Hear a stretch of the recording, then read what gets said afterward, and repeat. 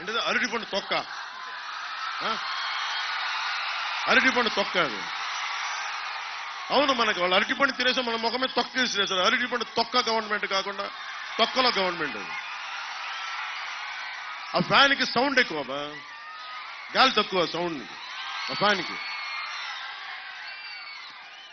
ముఖ్యంగా మన ఉంగుటూరు నియోజకవర్గానికి సంబంధించి మట్టి కంకర లారీని 8,000కి అమ్ముకునే వాళ్ళు కాదు, ధర్మరాజు గారు లాంటి దమ్మున్న నాయకుడు మనకు కావాలి.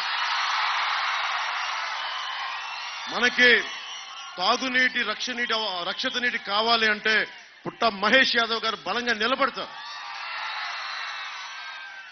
ఇంకోసారి వైసీపీ వస్తే ఏం జరుగుద్దంటే, మన నిడమర్రు భీమేశ్వర ఆలయంలో వాళ్ళు కూర్చొని ఆ చెరువులున్న భూముల్ని అవి కూడా తవ్వేసుకుని లీజులు కూడా కట్టట్లేదు.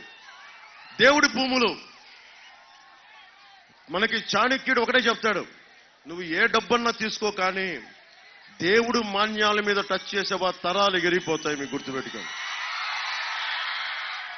సరే, మీకు తరాలు ఎగిరిపోవాలంటే వైసీపీ నాయకులు రెచ్చిపోండి. మీకు భూమి పిచ్చి ఎక్కువైపోయింది. ఎక్కడ భూమి కనపడ్డాలు తీసేసుకుందామని చెప్తా ఉన్నారు. మీరెవ్వరైనా సరే భూమిలోకి దిగిపోవలసిన వాళ్ళే. మీరు భూమికి బాకీ ఉన్నవాళ్ళు మీరు అందరూ, మర్చిపోకండి ఆ విషయం.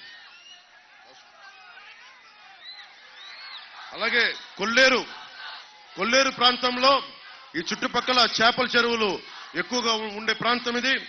ఇక్కడి నుంచి చేప రొయ్య ఎగుమతి చేసే వ్యాపారులు ఎక్కువ. కొల్లేరు కాంటూరు సమస్య మూలంగా చేపల చెరువుల వాళ్ళు ఇబ్బంది పడతా ఉన్నారు. వైఎస్ఆర్ గారి సమయంలో కొల్లేరు పరిరక్షణకి చేసిన ఆపరేషన్ కల్లూరులో చాలా చెరువులు ధ్వంసం చేశారు, బాంబులు పెట్టి పేల్చారు. కాంటూరు లెక్కలు పరిగణించకుండా జిరాయితీ భూముల్లో ఉన్న చెరువులు కూడా పోయాయని ఎప్పటి నుంచో ఉన్న సమస్య. వాటికి పరిహారం ఇస్తామని ఈ రోజు వరకు ప్రభుత్వం చెప్పింది, ఇప్పటిదాకా ఇవ్వలేదు. మనకి ధర్మరాజు గారు ఈ సమస్యకి ప్రత్యేకమైన శ్రద్ధ పెట్టి తెలుగుదేశం, జనసేన, బీజేపీ కూటమి ఈ బాధ్యత తీసుకుంటుంది.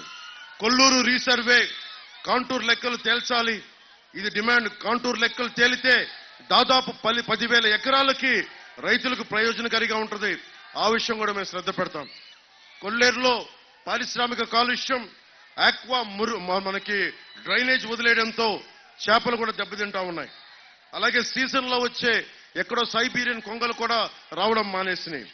అందుకని ఏదైనా సరే శుద్ధి చేసిన తర్వాతే కొల్లేరులో వదులుతాం అన్న మాట నేను వ్యక్తిగతంగా దీని మీద నేను పోరాటం చేస్తాను.